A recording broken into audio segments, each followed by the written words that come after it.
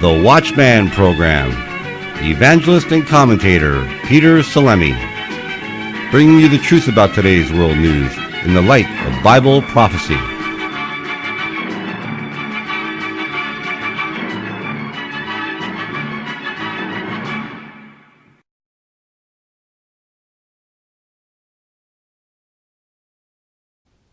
Hi, Peter Salemi. Now that the U.S. Embassy in Jerusalem will be opened in May, and Donald Trump recognizing Jerusalem as the capital of Israel, there have been calls for the building of a third temple in Jerusalem.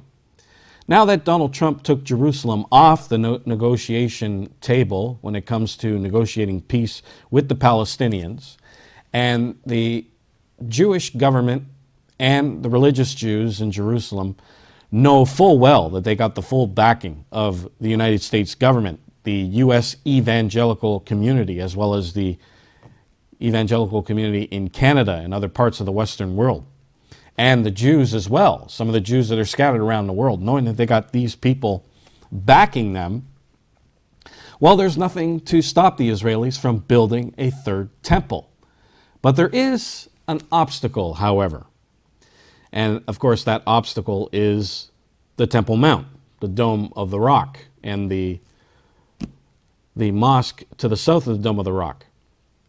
Jews are wondering and Christians are wondering how can that temple be built while the Muslims occupy the Temple Mount. However, with new archaeological findings and people really looking into history and the Bible, looking into the biblical texts, and actually going around Jerusalem, looking at the old sites, and documentaries have now come out, at least 2 or 3 of them have come out, showing that the temple never really stood on the Temple Mount. That when Solomon and when they rebuilt it, in the time of Ezra and Nehemiah and so on, they found that the Temple Mount was not the original site of the Temple of Solomon and Ezra and Zerubbabel and so on. That the site was actually somewhere else, and that the belief that the temple stood on the Temple Mount is all based on tradition and medieval tradition, and tradition is very, very strong. People don't like to depart from tradition. And, people get all upset when you even think about another site for the temple. But as people say today, facts really don't care about your feelings. And it's up to people to accept the facts and leave tradition aside and just deal with the facts. And the facts are, as we will go into in this program, the facts are that the temple of God did not sit on the Temple Mount. That it was actually south of that on the hill called Ophel. And there are scriptures in the Bible that show that the temple was actually south of Mount Moriah on the hill called Ophel, and that the temple was in the city of David. When you look at Old Testament scriptures, you see that the city of David and Zion and the temple all mean pretty much the same thing. That the temple stood in the city of David, and it actually says it sat to the north in the city of David. And it was, of course, on the hill called Ophel, the threshing floor of Onan. And there is no evidence of a threshing floor on the Temple Mount. A threshing floor is a flat surface, and there is no flat surface on the Temple Mount. Those walls that are around the Temple Mount were served as retaining walls, and it was built up that platform. There is no flat platform. If you strip it all down, there is no flat platform on the Temple Mount. But Ophel, when you look at topological graphs, you see that the hill of Ophel is flat and was used as a threshing floor. And in the book of Psalms, it says that it was to the north, in the city of David, to the north. And that is the hill called Ophel. Now, before I get into more of this, I want to offer you this free booklet that I just completed, The Coming Third Temple in Jerusalem. that you could download free of charge off our website, britishisrael.ca, another booklet, Jerusalem in Prophecy, and a third booklet called The Little Horn, Hitler, and the Coming Beast of Prophecy that you can download off our website free of charge, britishisrael.ca. And of course, we will put the links underneath the YouTube player, and you can download them directly from there. Take a look at this, and I'll be right back. To download your free literature, log onto our website at www.britishisrael.ca. If you want to write, call, or text for more information, our address is the British Israel Church of God, P.O. Box 30043, Brooklyn Town Centre, Whitby, Ontario, Canada. Postal code is L1MOB5. Our USA address is 171 West Barbara Avenue, Pahrump, Nevada, USA. Postal code 89060. If you want to reach us by telephone, call or text at 905-447-4415 or 416-898-7407.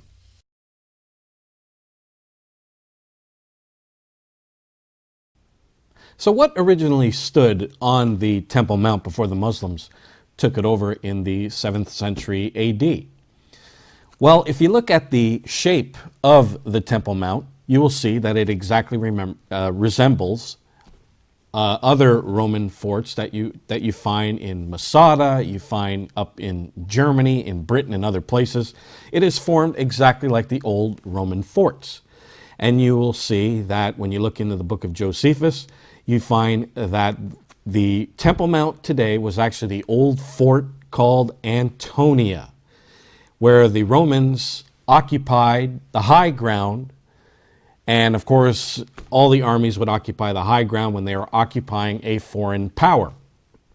So they were occupying the high ground, and Josephus describes Fort Antonia, and he says that it was the size of several cities, and it held the 10th Roman Legion. Now, a Roman legion consists of about 6,000 soldiers, not to mention all its servants and helpers, and it numbered up to about 10,000 people. Now, when you look at the model that they have in Jerusalem, you have the temple, and then you have this little appendage, and they say that is Fort Antonia, and that little appendage can hold maybe, 600 soldiers? But a Roman legion and all its servants was about 10,000 people. And that 35-acre Temple Mount there can hold 10,000 people. And Josephus says it was the size of several cities. So that was Fort Antonia. And of course, to the south of that, Josephus writes that there were two colonnades from the south part of Fort Antonia, 600 feet with these two colonnades, and then came the temple. So the temple was 600 feet south of Fort Antonia, and of course that is the hill called Ophel, and the temple faced the east. The back of it was the west, and the temple and the Holy of Holies faced the east. And from the Mount of Olives, you could actually look right into the temple. And Fort Antonia had 4 towers on each corner, but the southeast tower the other 3 were 50 cubits, but the southeast tower was 70 cubits, a bit higher, so it could look right into the temple. So what we see on the Dome of the Rock is actually the old Fort Antonia. Now, when the Romans destroyed Jerusalem, the ancient historians say that the only thing that was left was Fort Antonia. That was the only thing that was standing. And what do we find in Jerusalem? The only ancient monument in Jesus' day. What do we find? The Temple Mount. It was the only thing left from the destruction of Jerusalem. Now, Jesus Christ said in Matthew, the 24th chapter, when he said to his disciples, he says in verse 1 of Matthew 24, Jesus went out and departed from the temple, and his disciples came to him to show him the buildings of the temple. Jesus said, "See you not all these things. Verily I say unto you, there shall not be left here one stone upon another that shall not be thrown down. And when you look at Josephus, I mean, the Roman soldiers came in and just destroyed the temple from its very foundations. And what do we find on Ophel? It is barren. Not one stone is left upon another. Many people think that Jesus' prophecy was wrong because we see the retaining walls around the Temple Mount, the Wailing Wall. Many people feel that that was part of Herod's when he expanded the temple, that was part of Herod's temple. But again, that's Fort Antonia, and Jesus was not wrong. And there's also a prophecy in the book of Micah that says that Jerusalem shall be plowed as a field. And that's exactly what happened. And we see not one stone left upon another in the hill called Ophel. Jesus' prophecy rings true, and it was fulfilled by Titus in 70 AD. And of course, that prophecy of Daniel, the 9th chapter, verse 27, was talking about Titus destroying the temple, and not one stone was left atop another that was not thrown down, and Jesus' prophecy was accurate. Now, also, when we find out where the temple actually stood, we could also find exactly where the crucifixion site was as well. Jesus Christ of Nazareth, when he died in Matthew the 27th chapter, it says in verse 54 that the centurion, when they watched Jesus, they saw the earthquake, and all these things that were done feared greatly, saying, this truly was the Son of God. They saw all these things happen, of the graves splitting open and bodies coming out of the graves, verse 52 and 53. And verse 51, it says, the veil of the temple was rent in twain from the top to the bottom, and the earth did quake, and the rocks were rent. So the centurion, where Jesus was crucified, the centurion can look right into the temple and see the temple be split, the temple veil be split in two from top to bottom. So the temple faced east, and from the Mount of Olives you could look right into the temple. So that this shows that Jesus Christ of Nazareth was crucified on the Mount of Olives, and not on the other places like the Church of the Holy Sepulchre, Gordon's Calvary, which lie on the west of Jerusalem, on the west side, and on the north side. And when you look at the biblical text, you see that the temple faced east, and you can look right into the temple from the Mount of Olives. So this shows that the crucifixion site took place on the Mount of Olives. We also see in Hebrews, the 13th chapter, it compares the sacrifice of the red heifer to the sacrifice of Jesus Christ. And it talks about the red heifer being sacrificed outside of the camp, and it talks about Jesus' suffering that took place outside of the gate. And so the Apostle Paul is saying here that Jesus' crucifixion took place near the altar of the red heifer. And the altar of the red heifer was on the Mount of Olives, at the summit of the Mount of Olives. And so Jesus Christ was crucified on the Mount of Olives. Another clue, it says that Jesus was crucified in the place of the skull.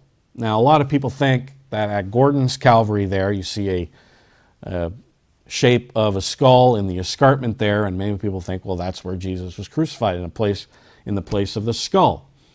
But the meaning of the place of the skull wasn't speaking of dead men's skulls. It meant living skulls. And 9 times we find in the Old Testament that word was used for taking polls. So the place of the skull was the east gate on the Mount of Olives, where they counted skulls. It was a polling place that they would count people in, especially on the feast days, especially on the Passover and other feast days. They would count skulls before you would enter into Jerusalem. It was a safety precaution that the Romans practiced. And you would check in before you would enter Jerusalem. And, people do that today when it comes to terrorism. We got safety checkpoints, and they do it in Jerusalem. They do it now here in the airports and so on. They would count skulls, and that took place on the Mount of Olives before you entered into the east gate. So Jesus Christ of Nazareth was plainly crucified on the Mount of Olives. And another indication is here it says the graves were opened because of the earthquake. And we find old pictures that they have dug out of the archives that we're showing you on the screen here now, that there are evidence of earthquakes, and there are tombs that are split on the Mount of Olives. Photographs don't lie. There it is. So the crucifixion took place on the Mount of Olives. Now also, the Romans always, when they seized a criminal, as they seized Christ, the place where they seized the criminal is usually the place where they would crucify the criminal, and they use that as a deterrent. And of course, where was Jesus Christ seized? On the Mount of Olives. So clearly, when you understand where the temple is, and where it was situated, and what it faced, and you look at these scriptures, you will find where the actual crucifixion site of Jesus Christ actually occurred. Now, before I get into some of the prophecies about the Temple Mount, again, I want you to download this booklet, The Coming Third Temple in Jerusalem, Jerusalem in Prophecy, and the Little Horn, Hitler, and the Beast of Prophecy. Free of charge, off our website, britishisrael.ca. Take a look at this, and I'll be right back. I said, well, guilty.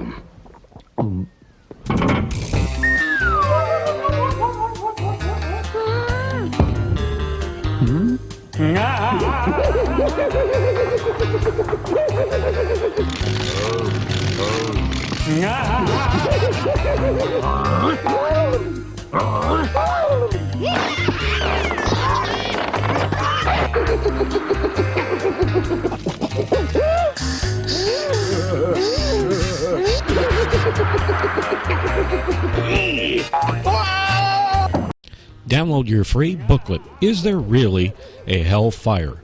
At britishisrael.ca, or call or text for a free hard copy at 905-447-4415 or 416-898-7407.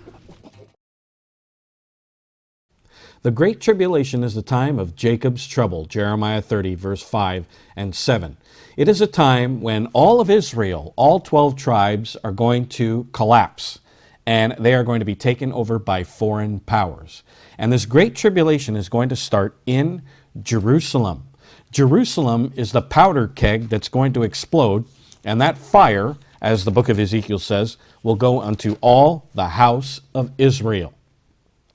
So Jerusalem is the powder keg. Now, the temple is going to be that spark that's going to ignite it. And, of course, that will ignite the Great Tribulation. Notice what Jesus says in Matthew, the 24th chapter, and verse 15. He says, "When you therefore shall see the abomination of desolation spoken of by Daniel the prophet stand in the holy place." And, of course, that holy place is the temple. He is talking about a physical temple. He's talking about the physical city of Jerusalem. And if he's talking about the physical city of Jerusalem, why not a physical temple? So he's talking about the physical temple, stand in the holy place. Whoso readeth, let him understand. So Jesus is quoting the book of Daniel that we find in Daniel, the 12th chapter. And it says in verse 11, it says, "And from the time that the daily sacrifice shall be taken away." Notice we see the daily sacrifices taking place here in Jerusalem. To do that, there must be a temple. Now, it could be a temporary tabernacle before they build the actual temple, or the temple itself, but there will be something on the original site where the temple stood, and sacrifices are going to be taking place. We're just going to have to wait and see. It says, shall be taken away, and the abomination that maketh desolate set up shall be 1,290 days. So there's going to be the sacrifices, and after 30 days the sacrifices will be stopped, and then will come the Great Tribulation of 1,260 days, a 3.5-year period called the Great Tribulation. Now, Jesus and Daniel says that there's going to be an abomination that's going to be set up in the holy place. Now, what is an abomination? Well, an abomination is something that God finds, that God hates in his sight, and it usually has to do with idolatry. Now, this abomination that was set up in the holy place, of course, was fulfilled in type by Antiochus Epiphanes, that we find in Daniel, the 11th chapter, verse 31 rather. Daniel, the 11th chapter, verse 31. And it says here, it says, and arms shall stand on his part, and they shall pollute the sanctuary of strength, and shall take away the daily sacrifice, and they shall place the abomination that maketh desolate.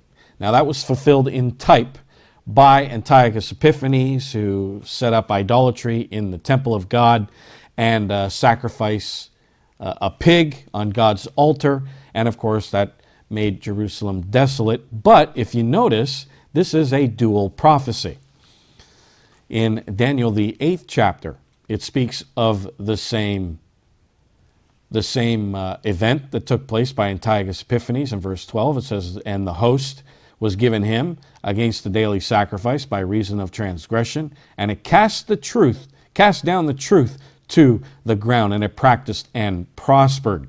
And then a little later on, it says here, it says, I heard one saint speaking to another saint, and said unto the certain saint which spake, how long shall be the vision concerning the daily sacrifice and the transgression of desolation, to give both the sanctuary and the host to be trodden under foot? And he said unto me, unto 2,300 days, then the sanctuary shall be cleansed. That was fulfilled in Antiochus Epiphanes' day.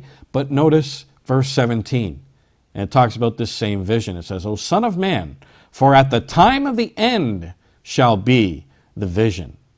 So what Antiochus did in Jerusalem at that time was only a type of what is going to happen in the end time. And Jesus Christ confirms it in Matthew 24 when it talks about the abomination of desolation, something that God hates.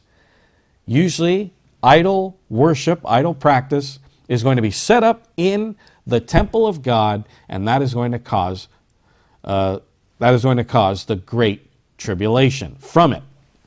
Now, in 2 Thessalonians, the 2nd chapter, here we see what this abomination is going to be. Here it talks about a falling away that's going to take place in the church of God, and it says, and that man of sin be revealed, the son of perdition. It says, that day shall not come, except there come a falling away first. That first century church fell away after the disciples, all the disciples died. It fell away into Roman idolatry, and it picked up a lot of festivals, a lot of practices from the ancient pagans, and incorporated into the church, and it fell away from the truth. And it says, there come a falling away first, and that man of sin be revealed. The end result of the falling away of the first century church is the Roman Catholic Church today. And who's the head of the Roman Catholic Church? The Pope in Rome. And that Pope in Rome is the man of sin that is to be revealed out of this falling away that took place. The son of perdition, who opposes and exalts himself above all that is called God or that is worshipped. And who comes to the Pope when it comes to religious matters? All other religions come to the Pope and discuss religious matters with the Pope.